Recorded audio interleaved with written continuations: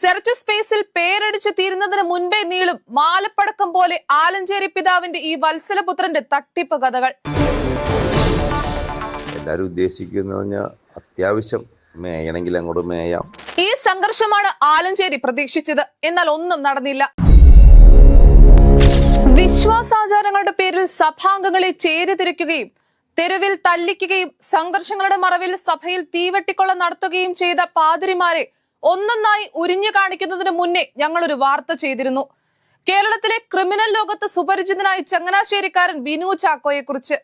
സമൂഹത്തിന് ഭീഷണിയായ ഈ മാലിന്യ കൂമ്പാരത്തിനെതിരെ തെളിവുകൾ ശേഖരിക്കാൻ ഞങ്ങൾക്ക് ഒട്ടും മെനക്കെടേണ്ടി വന്നില്ല. തെളിവുകൾ ഇരകളുടെ രൂപത്തിൽ തന്നെ ഞങ്ങളെ തേടി വന്നു. അത്രയധികമാണ് ബിനു ചാക്കോയുടെ ഇരകളുടെ എണ്ണം. സാമ്പത്തിക തട്ടിപ്പ് മുതൽ കുടുംബങ്ങൾ തകർത്തതുവരെ. ഇനിയൊന്ന് ഗൂഗിളിൽ തിരഞ്ഞാലോ? സെർച്ച് സ്പേസിൽ പേരടിച്ചു തീരുന്നതിന് മുൻപേ നീളും മാലപ്പടക്കം പോലെ ആലഞ്ചേരി പിതാവിന്റെ ഈ വത്സലപുത്രന്റെ തട്ടിപ്പ് കഥകൾ.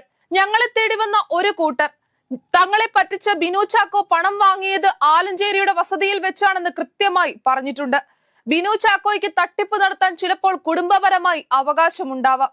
പക്ഷേ കർദിനാൾ പദവിയിൽ ഇരുന്ന് എത്ര അധമമായ പ്രവർത്തനങ്ങളാണ് തട്ടിപ്പുകാരനായ ഇത്തരം ആളുകളുമായി ചേർന്ന് മാർ ജോർജ് ആലഞ്ചേരി നടത്തുന്നത്.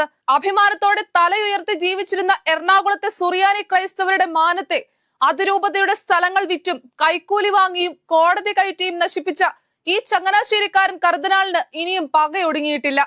സഭയിലെ പിളർപ്പൊഴിവാക്കാൻ മാർ റാഫേൽ തട്ടിൽ പിതാവിന്റെ നേതൃത്വത്തിൽ നടക്കുന്ന പ്രവർത്തനങ്ങളെ തകർക്കാൻ കയ്യിലുള്ള ചെറുകീടങ്ങളെയും സ്വന്തമായുള്ള കുബുദ്ധിയും ഉപയോഗിച്ച് ഇദ്ദേഹം നടത്തിയ അവസാനത്തെ ശ്രമമായിരുന്നു ബസിലിക്ക പള്ളി വികാരിയെ മാറ്റിക്കൊണ്ടുള്ള അതിരൂപത ട്രിബ്യൂണലിന്റെ ഇടക്കാല ഉത്തരവ് നാടകം. എന്തായിരുന്നു ഇപ്പോൾ ഈ ഇടക്കാല ഉത്തരവിന്റെ ആവശ്യം?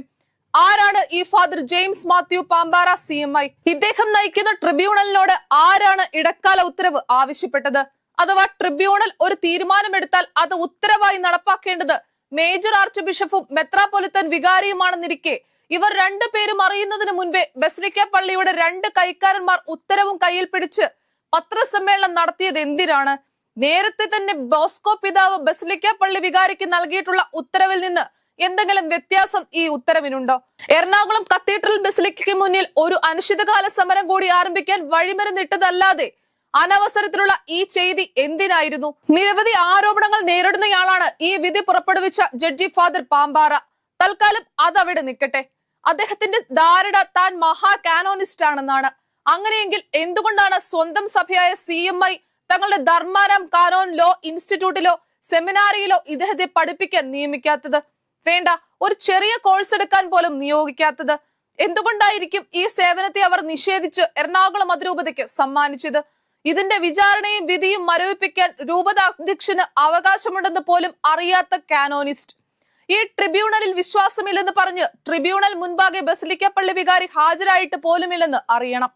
വൈദിക സമിതി പ്രതിനിധികളുമായി അഭിവന്യ പിതാക്കന്മാർ ചർച്ച നടത്തുന്നതിന് തലേന്ന് അരമന ആസ്ഥാനത്ത് ഇല്ലാത്ത ഗൗരവം ട്രിബ്യൂണൽ ഉത്തരവിന് സൃഷ്ടിച്ച കോലാഹലങ്ങൾ മെനയാനുള്ള ആലഞ്ചേരിയുടെ കുതന്ത്രമായിരുന്നു യഥാർത്ഥത്തിൽ പാമ്പാറയുടെ ഈ ഇടങ്കോൽ വിധി. ആലഞ്ചേരിക്ക് ഒന്നേ ലക്ഷ്യമുണ്ടായിരുന്നുള്ളൂ: കുർബാന തിരക്കം ശാശ്വതമായി പരിഹരിക്കാൻ മാർ റാഫേൽ തട്ടിൽ പിതാവ് ജൂൺ 5-ന് നിശ്ചയിച്ചിരുന്ന വൈദിക സമിതി പ്രതിനിധികളുടെ യോഗം എന്ത് വില കൊടുത്തും തടയുക.